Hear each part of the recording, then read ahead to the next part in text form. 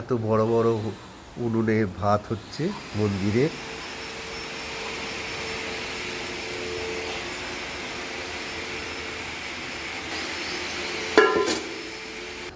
দেখো কত বড় উনুন, অনুষ্ঠানের সময় হয়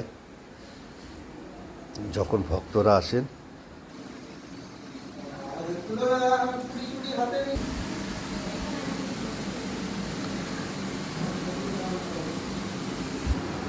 এইটা আমাদের আশ্রমের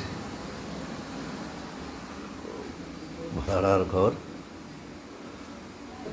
ভক্তদের জন্য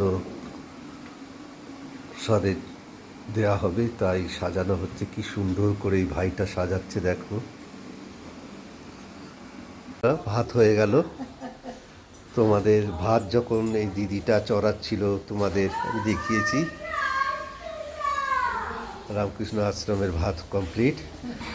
এবার ভক্তরা সব আসবে, খাবে। মা রান্না করছেন, দেখো ফুল ভাজা হবে, পোড়ে ভাজা।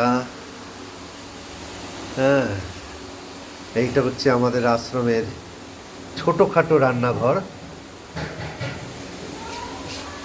সবাই এলে একটু বড় জায়গায় রান্না হয়, আমরা ছোট মানুষ তাই জন্য আমাদের ছোট জায়গায় রান্না।